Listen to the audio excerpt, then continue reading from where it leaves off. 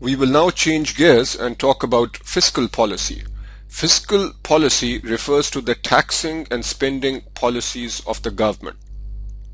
A government can influence the following aspects of the economy: the overall level of aggregate demand in an economy and hence the level of economic activity, and this generally is the primary objective of fiscal policy. Secondary objectives, which are often tied to the political ideology of the government, relate to distribution of income and wealth among different segments of the population and allocation of resources between different sectors and economic agents. There are three subsections that we will talk about. The first one is roles and objectives of fiscal policy tools and the macroeconomy, and finally fiscal policy implementation, active and discretionary fiscal policy. Roles and objectives of fiscal policy. As I alluded to on the previous slide, the primary objective of fiscal policy is to help manage the economy through its influence on aggregate national output.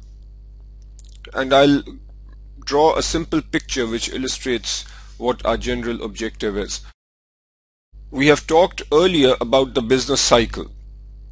This is the trend line, and this is the real GDP which cycles around the trend line. One way of looking at the objective of fiscal policy is to say that we want to reduce the magnitude of the peaks and troughs, and we'll see this in more detail later. Here we are going to talk about fiscal policy and aggregate demand, because very often fiscal policy tries to influence the economy by influencing aggregate demand. We'll talk about government receipts and expenditures in major economies, and finally there is a debate related to how much debt is acceptable and whether or not national debt is a good thing. That will be discussed over here. If you have time, you can read example 13 in the curriculum. Fiscal policy and aggregate demand. As with monetary policy, with fiscal policy we can also have either an expansionary policy or a contractionary policy. An expansionary policy can take several forms, but at a high level, an expansionary fiscal policy would either come through lower taxes or higher government spending. With lower taxes, there are subcategories based on which taxes to cut. So cuts in personal income taxes would be expansionary because this means that people have more disposable income. Cuts in sales taxes would mean that effectively the price of goods comes down. Cuts in corporate taxes means that companies now have more money to invest. So all these are different types of expansionary policy strategies. And higher government spending obviously will also be an expansionary strategy. The government spending could be on infrastructure projects such as dams, highways, bridges, etc. The spending could be on education and so on. The question then is, what is a contractionary policy? And the answer is straightforward. It is the opposite of expansionary. So higher taxes or lower government spending would be considered contractionary. What are the Keynesian and monetarist views on the effectiveness of fiscal policy? This connects with material we've seen earlier. As you might imagine, Keynesians tend to be proponents of fiscal policy because Keynesians say that when the economy is in a recession, then the government should actively do what is necessary to get the economy out of the recession, and for that fiscal policy, either lower taxes or higher spending, would be necessary. Monetarists, on the other hand, would generally be opposed to using fiscal policy tools to get the economy out of a recession.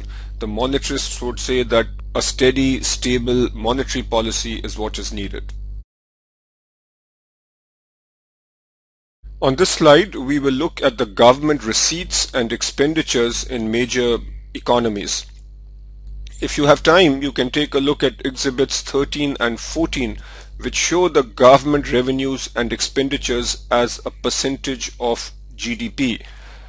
For United States, as an example, the revenue is approximately 32% of GDP, and the expenditure is 39% of GDP, and these are 2008 numbers. And what this clearly shows is that in 2008 the United States had a budget deficit.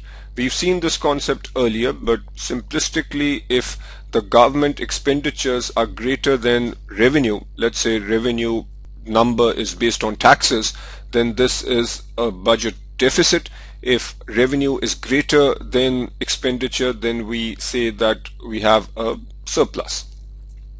Fiscal policy can influence output and can be used for economic stabilization. And I go back to a picture that I drew earlier. We have time on the x-axis and economic activity on the y-axis. If this is our trend line and we have economic activity which cycles around the trend line, then with fiscal policy what we try to do is reduce the magnitude of these cycles. If an economy is overheated, then we would use a contractionary fiscal policy, higher taxes, lower government spending to pull the economy down or to slow it down. Over here, we would use an expansionary policy in the form of higher government spending or lower taxes. Automatic stabilizers refers to elements that kick in automatically based on the state of the economy. As an example, the tax system, and specifically the progressive tax system, is an example of an automatic stabilizer. When the economy is overheated, the output is very high, incomes are high, then the taxes automatically go up, which will pull the economy down. When the economy is in a recession, then incomes are lower, so taxes automatically become lower. Also, unemployment benefits kick in, which means that government expenditures go up, and these tools or stabilizers help reduce the impact of a recession. Deficits and national debt. As discussed on the previous slide, the government deficit is equal to revenue minus expenditure. If a country keeps running a deficit every year, then the national debt keeps growing. A debate among economists is whether or not we should worry about national debt. Actually, this debate goes beyond economists. Political leaders debate about this. People in general think about whether debt is good or bad. And there are two schools of thought. One school of thought says that you should not worry too much about debt, and let's look at their arguments. One argument is that the scale of the problem is often overstated because debt is owed internally to fellow citizens. Another argument is that a proportion of the money borrowed may be used for capital investment projects or enhancing human capital. The point being that we are borrowing now to increase our productive capacity in the future. A third argument is that large fiscal deficits require tax changes which may actually reduce distortions caused by existing tax structures. The point here is that our tax structure is flawed, because of which we have a deficit or because of which we have high debt. So what we really need to do is fix our tax structure, and then the debt will start coming down. The fourth point is that deficits may have no net impact because the private sector may act to offset fiscal deficits by increasing savings in anticipation of future increased taxes. This is an important concept, and in many economics textbooks there is a lot of detail on this point.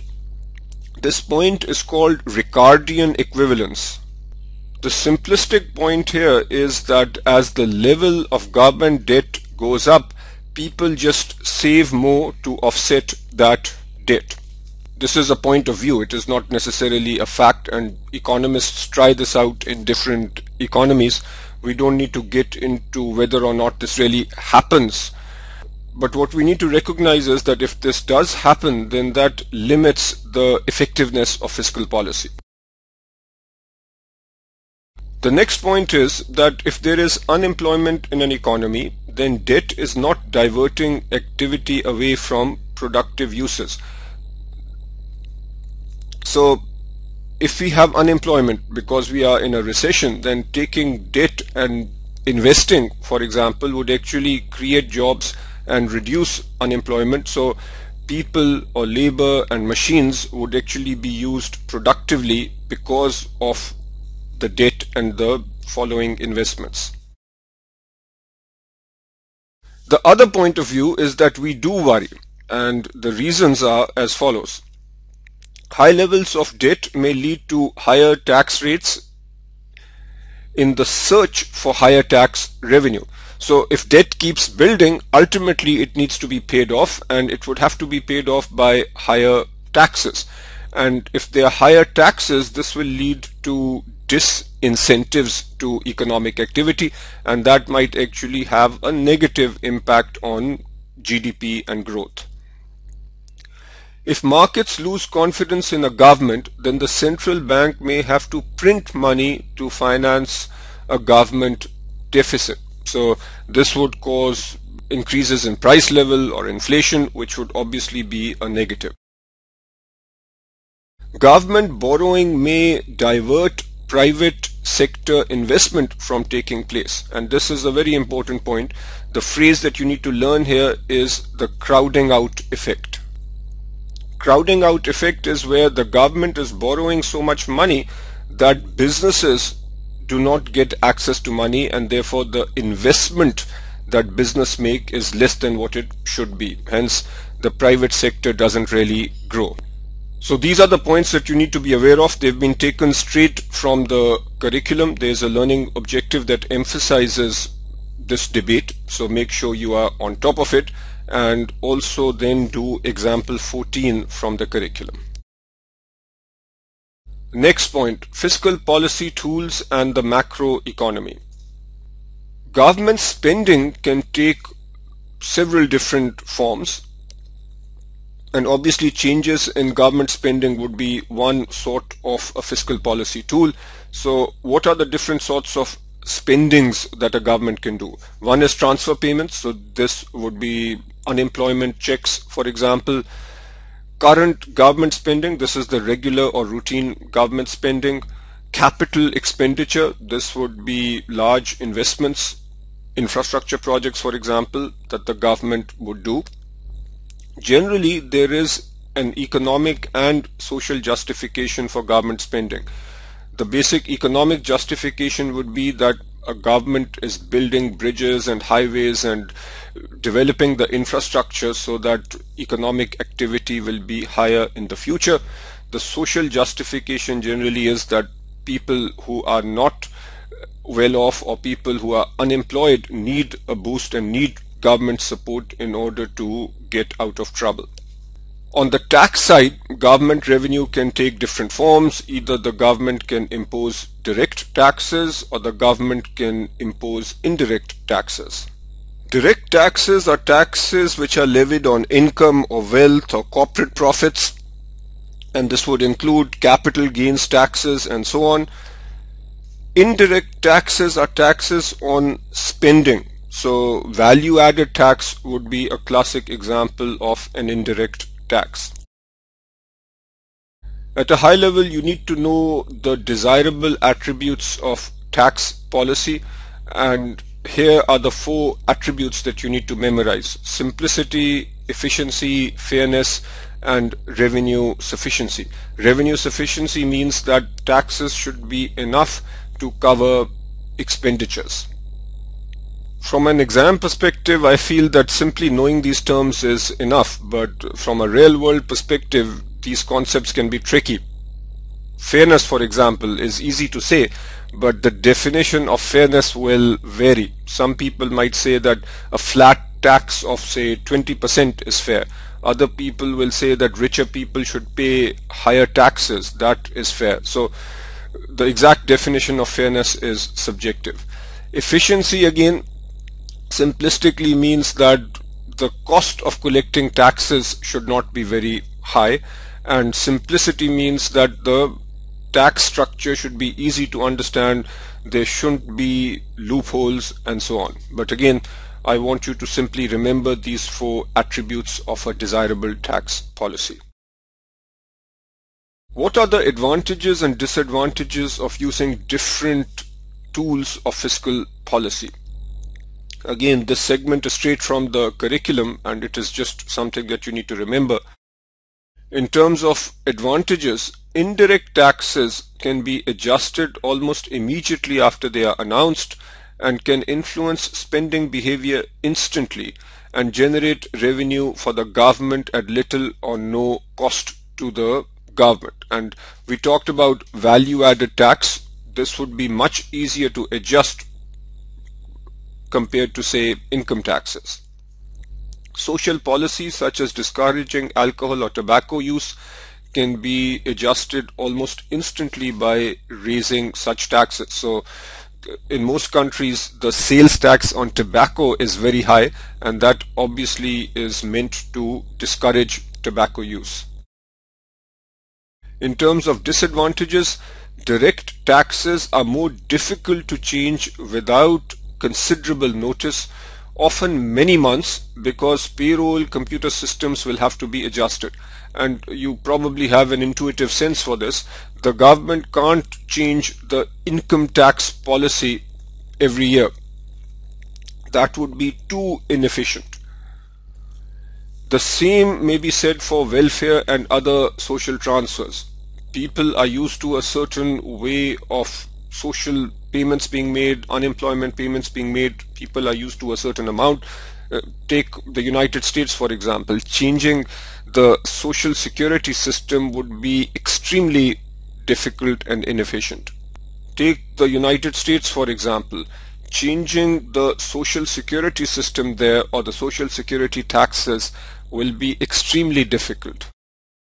Capital spending plans take longer to formulate and implement, typically over a period of years. The point here is that increasing capital spending, building new highways, for example, is clearly a fiscal policy tool, but something like this will take a very long time to design and then implement. Modeling the impact of taxes and government spending. And here we will learn the concept of the fiscal multiplier. As discussed, the objective of fiscal policy is to influence output through changes in government spending and/or taxes. An obvious question that might come up is the following. If we change government spending by a certain amount, let's say we increase government spending by 1 billion, what is the impact on the overall economy, or what is the impact on the output? The fiscal multiplier gives us the answer. The fiscal multiplier tells us about changes in output when there are changes in spending and taxes. The curriculum gives a derivation of sorts, but here is what you ultimately need to remember. The fiscal multiplier is equal to 1 divided by 1 minus C, and C is the marginal propensity to consume. It is also sometimes called the marginal propensity to save. So 1 minus C multiplied by 1 minus T, where T is the tax rate. So remember this. This is the fiscal multiplier. And now let's look at how this works. And we'll do so by solving this problem. What is the value of the fiscal multiplier if the tax rate is 20% and the marginal propensity to spend is 90%? What is the increase in total income if government spending increases by 1 billion? So we need to first calculate the fiscal multiplier, which is 1 divided by 1 minus C is 0.9 in this example, multiplied by 1 minus T, which would be 1 minus 0.2, so 0.8, and this gives us 3.57. What is the increase in total income if government spending increases by 1 billion? The answer is now straightforward. That increase is 3.57 billion because that is the multiplier. So a 1 billion increase in government spending causes a 3.57 billion increase in the output of the economy. The balanced budget multiplier. Here is an important point to note. Government expenditure and taxes go up by the same amount. Here is an important point to note. If government expenditure and taxes go up by the same amount, then the GDP is up. The GDP actually increases. This is clearly a balanced budget because we are saying that, say, government expenditure goes up by 1 billion and taxes are also increased by 1 billion. If the government was running a balanced budget before this increase in government spending and increase in taxes, then after the increase we still have a balanced budget because the increase in spending is balanced by the increase in taxes. And the important insight here is that when we have a balanced budget, then we still have a multiplier. The GDP increases. Why is that? The reason is that the increase in government spending has a larger impact on the economy than a similar change in taxes. If we say that expenditure is up by 1 billion, then based on the example we just saw, the overall output increases by 3.57. Let's say that the increase in taxes is going to cause a reduction in aggregate demand and therefore a reduction in output. But that reduction is going to be less than this number in absolute terms. Let's say that reduction is 2. And the reason is that when people are receiving less disposable income, the spending falls only by C, where C is the marginal propensity to consume. Overall point being that increase in taxes has a smaller impact compared to increase in government expenditure. When we connect these two or combine them, then we have a multiplier of 1.57, which says again that a balanced budget actually can cause GDP to go up. And that is the core point that you need to recognize. Now I want you to do examples 14 and 16. These have MCQ questions and are extremely important. If you have time, then also read through 15 and 17. Fiscal policy implementation, active and discretionary fiscal policy. A few important points on this slide which are testable. The first one is that a deficit in of itself might not be an indication of a government's fiscal stance. The reason is that an economy moves through cycles, and as you might imagine, if an economy is over here, the economy is overheated, the output is high, which means that taxes will be relatively high, the income is high over here, and the government will not be making as many unemployment payments and so on, so expenditures might be relatively low, and we would expect that here in a boom the government would be running a surplus. On the other hand, let's say that we are in a recession year such as 2008, for example, in the United States, and then incomes are low, so taxes will be relatively low, unemployment payments. So here we would expect a deficit. Simply by looking at the deficit or surplus in a given year, we cannot decide whether the government has an expansionary or a contractionary strategy. To address this challenge, what economists generally do is look at the structural or cyclically adjusted budget deficit. This would be the budget deficit when the economy is over here, and connecting this with the aggregate demand, aggregate supply model. If this is our long run aggregate supply, this is our aggregate demand, short run aggregate supply over here. So notice that the output is at long run equilibrium. If the output is at long run equilibrium, then the deficit or surplus that we have would be called the structural or cyclically adjusted budget deficit. The next point has to do with automatic versus discretionary fiscal adjustments. We've already talked about automatic adjustments. Examples of automatic adjustments or automatic stabilizers are the tax code. So if we have progressive taxes, then automatically taxes will be high. Also, social security payments, when we are in a recession, then automatically those payments are high, so government spending is up.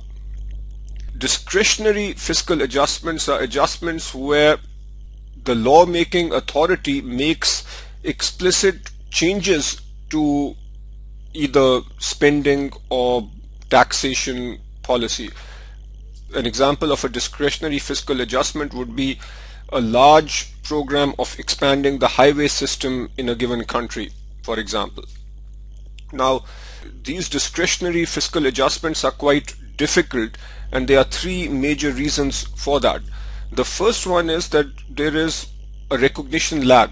It takes some time to figure out that such an adjustment is needed, and often the determination of whether an adjustment is needed is based on what has happened in the past. We make decisions about what to do in the future based on the past, and this sometimes is referred to as driving by looking in the rearview mirror, and this can be problematic. The next is action lag. Say it is decided over here that we want to implement some new fiscal policy strategy. Let's say we want to build new highways. It will take a while for this strategy to be implemented, and that time is called the action lag. And finally, it will take time for the policy to have an impact on the economy, and that time is called the impact lag. When we combine all three, you can see that it takes a long time for the effect of discretionary fiscal policies to kick in. And by that time, it might be that the economy is out of a recession and already in a boom phase, and the policy might actually hurt rather than help the situation. Now I want you to do example 18 from the curriculum.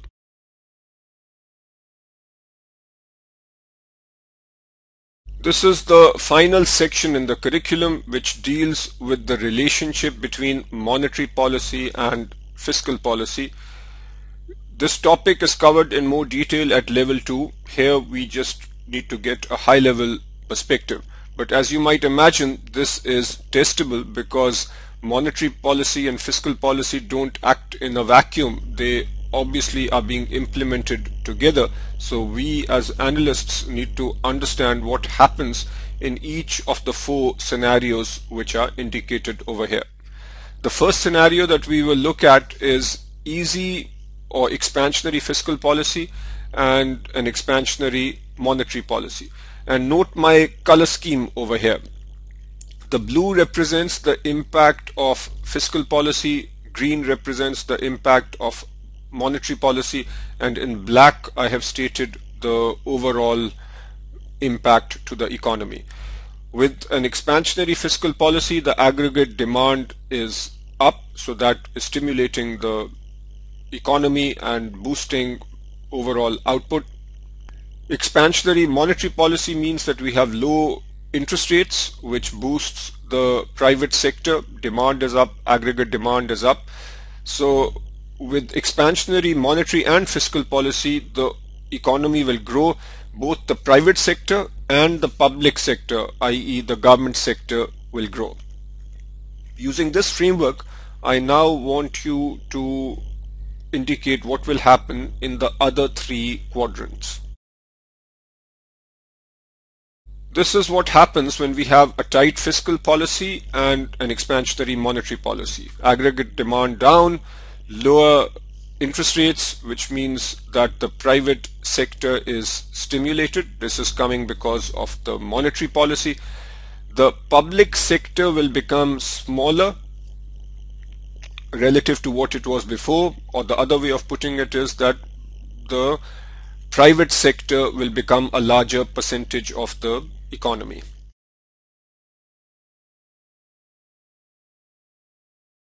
Here we have an expansionary fiscal policy, so aggregate demand is up, tight monetary policy, which means high interest rates, so private sector demand will be down, public spending will become a higher percentage of GDP. And finally, with a tight fiscal policy and a tight monetary policy, aggregate demand is down, interest rates are up, so the private sector demand is also down, and we will have a shrinking economy. Both the private sector and the public sector will become smaller. Now I want you to do example 19 from the curriculum. I'll just make a few high-level remarks here before we conclude this reading. Section 4.1 in the curriculum talks about factors influencing the mix of fiscal and monetary policy. I think this material is not very easy to test, but the basic point is that the mix of fiscal and monetary policy will vary from country to country. In a country where the government is weak, it might follow an expansionary fiscal policy so as to increase spending and keep the population happy. In a country where there is a lack of good quality trained workforce, there again the government might take it onto itself to expand and grow, so we will see expansionary fiscal policy and a larger government. We talked earlier about the concept of Ricardian equivalence. In an economy where Ricardian equivalence holds, which means that increases in government debt are simply funded by higher savings from the private sector, so in such economies it might make more sense to achieve objectives through monetary policy. Section 4.2 talks about quantitative easing and policy interaction, and we've already talked about quantitative easing. There are examples between 2009 and 2010 where the governments in the United States and the UK, for example, printed a lot of money and pumped it into the system in order to avoid possible deflationary pressures. And finally, section 4.3 emphasizes the importance of credibility and commitment of the government. Now I will summarize the main points from this reading. The first part was monetary policy. There we talked about the functions of money. Money is a medium of exchange, and there were various attributes related to money being a medium of exchange which you need to memorize. We also talked about the fact that money is a store of value and it is a way of transferring wealth into the future. We need to understand the money creation process. The fact that $100 put into a bank will increase the money supply by 100 divided by the reserve ratio. If the reserve ratio is 0.1, then the overall increase in money supply will be 100 over 0.1, which is 1000. We then talked about the demand and supply of money. The demand for money is downward sloping, where we have nominal interest rates on the y-axis and the quantity of money demanded on the x-axis. The reason we have a downward sloping line is if interest rates are high, then we would rather invest the money in bonds and stocks, so the demand for money will be low. Supply of money we've generally modeled as a straight line, and simplistically you can see that the interest rate, which is the price of money, is determined by the intersection of demand and supply, and this is like any other market. If the supply of money goes up, then interest rates go down and vice versa. We talked about the role of central banks. Central banks run the monetary policy of a given country or economy. You need to understand and remember the various roles of the central bank. Growth, inflation, interest, and exchange rates. We talked about these variables. Generally, with an expansionary monetary policy, the objective is to stimulate economic growth. But there is a debate as to how much growth actually happens and whether this is in the long run or short run. Most economists will agree that there might be some growth in the short run, but in the long run it is difficult to get real economic growth, or it is unlikely that we'll have real economic growth simply through monetary policy. Low interest rates will result in inflation, and we saw this in the transmission process. And there is a relationship between interest rates and exchange rates, which I don't want to get hung up with over here because we will see this concept in more detail in later readings. Expansionary versus contractionary policy. An expansionary monetary policy is where we decrease interest rates. Lower interest rates means a higher amount of money, and this generally stimulates the economy in the short run. A contractionary policy is where we raise interest rates, and this will pull the economy back and it will put downward pressure on inflation.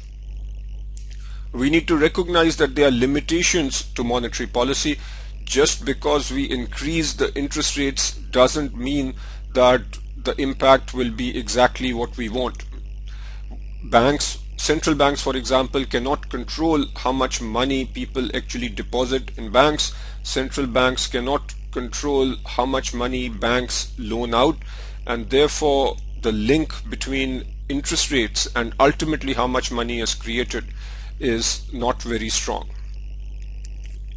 On the monetary policy front, you also need to remember this very important relationship, which is MV is equal to PY. This is the quantity theory of money, which states that the quantity of money times velocity, which is how often the money is used or how often money changes hands, is equal to total expenditure, which is the price level, into Y, which is the real output. In the long run, if money supply is increased, then the price levels will go up.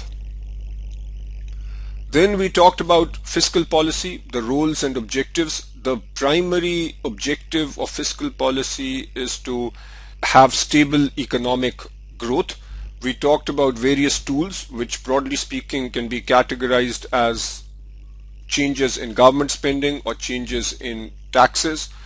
We talked about whether a large amount of debt is detrimental to the economy or not. Or more specifically, we looked at arguments related to whether we need to worry about high debt levels or whether we do not need to worry about high debt levels. And I would encourage you to go through those arguments 2 or 3 times because you might be tested on this subject. Implementation issues. Here we talked about the fact that discretionary fiscal policy is not so easy to implement. We have several lags. We have the recognition lag, the action lag, the implementation lag, because of which it is not easy to implement fiscal policy. Expansionary versus contractionary policy. An expansionary policy is where we increase government spending or reduce taxes, and a contractionary policy is where we decrease government spending or increase taxes. And finally, we talked about the interaction of monetary and fiscal policy on the previous slide, and you need to recognize all 4 scenarios that we talked about. As always, go over the summary, review the learning objectives, make sure you can say something sensible about each and every learning objective. I have asked you to go over all the examples, and I will again emphasize that The MCQ type examples are extremely important because they contain exam type questions. Make sure you do them at least 2 or 3 times before your actual exam. Also do all the practice problems. Actually, we have a reasonable number of practice problems in this particular reading. Between the MCQ and the practice problems, you have a lot of practice questions. So make sure you do them very well. If you still have time, then you can do practice questions from other sources. That is it.